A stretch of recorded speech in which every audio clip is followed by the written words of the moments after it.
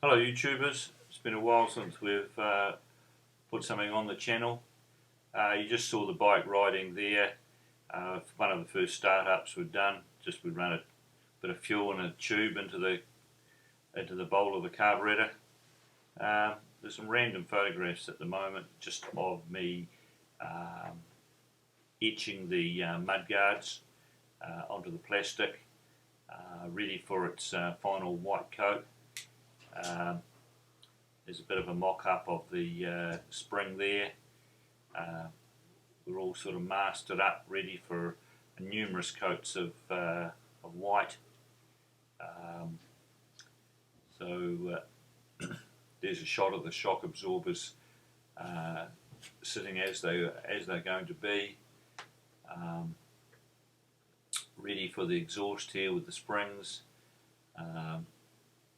There's a couple of shots of the beer bike before it was sort of painted.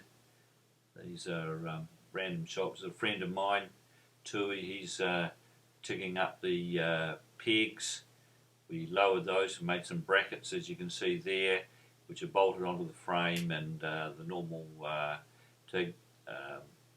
Just little bits around the bike that we needed to TIG up and just clean up before we did the paint.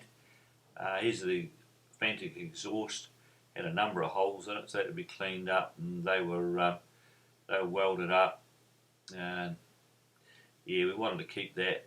I think in the end, it had that many holes in it. We decided to cut the side out of it and repack the exhaust completely and clean it out, burn it out.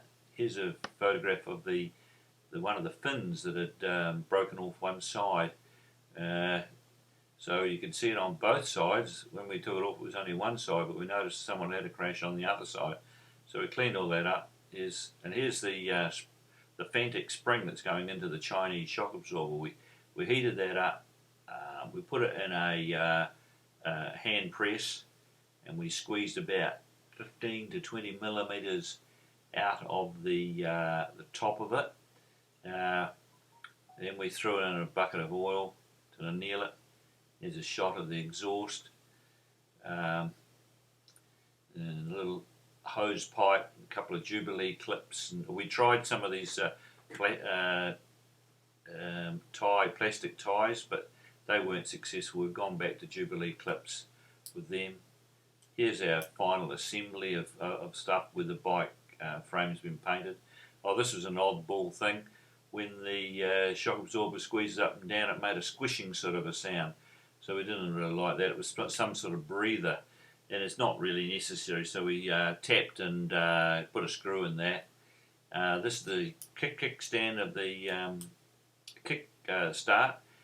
We pulled out that shaft and replaced it and re-greased it and shimmed it, and it's really good now. It's held in there. This is one of the S3 cam chain adjusters. Here's the photograph back again of the top of the shock absorbers. There's one of the painted mud guards that we fitted.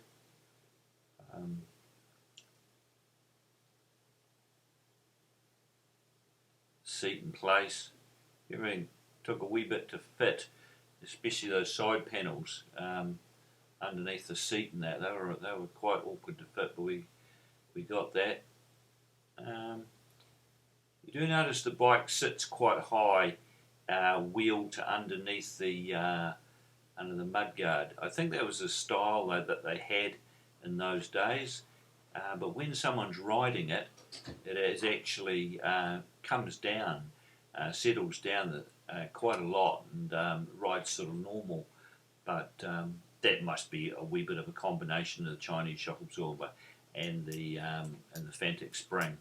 So, but when you're on it, it settles down. As you can see, there's me riding around the garden.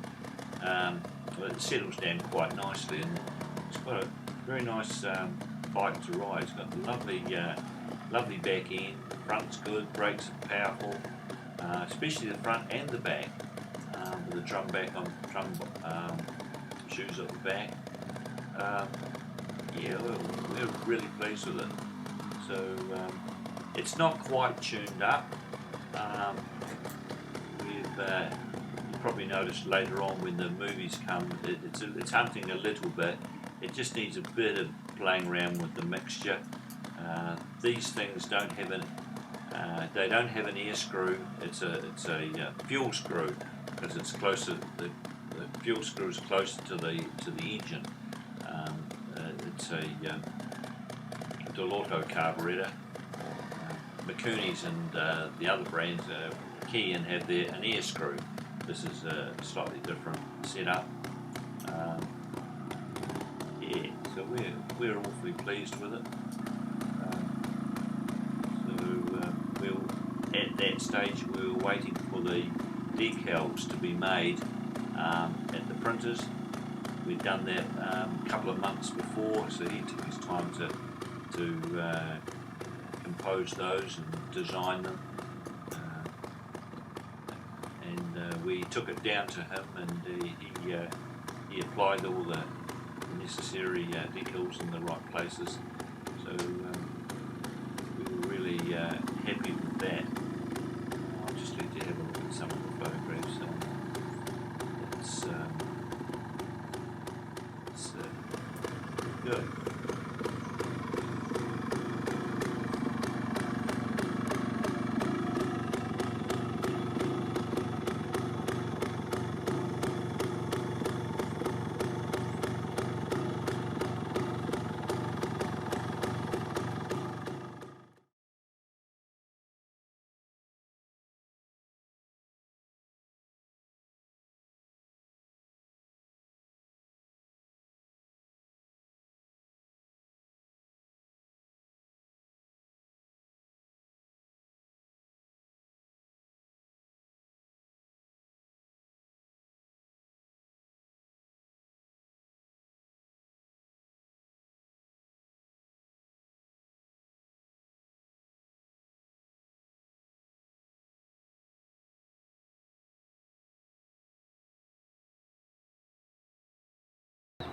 This is the view from the other side. I could point to a few things that we've done. Put a inline filter in here. We've where the linkage is, we've cleaned all the bushes up in these and made them all nice, and put grease nipples on them, so the action is good. I'll just show you what the action is. I'll fold that little thing out of the road. But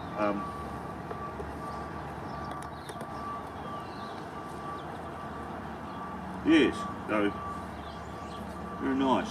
So I'm happy with that. Decals along here as the original was, slightly different. It's got a white background. The other ones we just had red. I think the original Fantic 241, this was grey, but we decided we'd keep the whole thing red right through, so we've got a white background on the single shock system. We didn't, when this bike came to us, it did not have a label here, so I took a photograph of one, and the printer made up that decal there, and he made a nice job of it, even with the oil, the maximum and minimum on the sight glass here, which I think was quite smart. Yeah. Oh, you get another view of the 4-pot brake there. Very nice. Got plenty of stopping power now. We're pleased with that. This bike also has, we found, has a light clutch lightning arm on it. It probably extends it probably 30 mil or something like that. So it's not a bad clutch. It's firm, but it's nice and progressive. I've had a bit of a ride round, and you can really stop and go whenever you like, so there's no slippage. One thing I did change, I changed the oil out of here, drained it out. It was nice and clean. but I had some ELF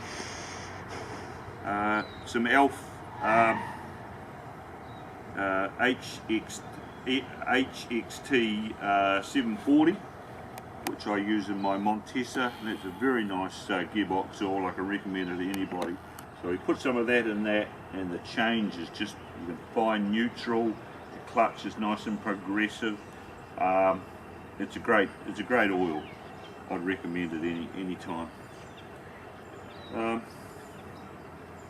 I think it's quite smart. I think one of the things that the Signlighter did miss, I think originally up about here was an Italian flag, but we might put one on there on the other side, might not. But I quite like this this decal, this Fantic Trial Team 241. I think it looks quite smart.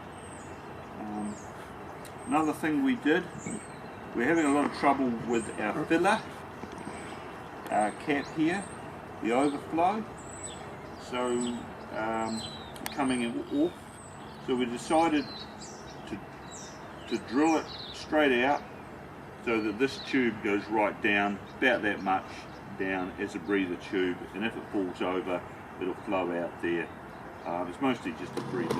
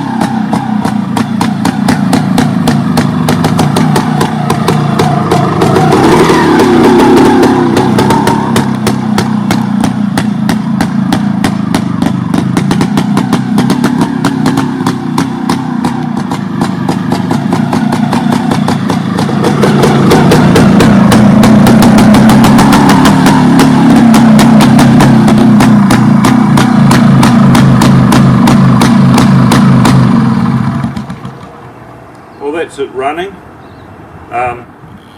What we'll do some footage on a trial somewhere over some rocks and logs and different things and turns rather than the back garden. So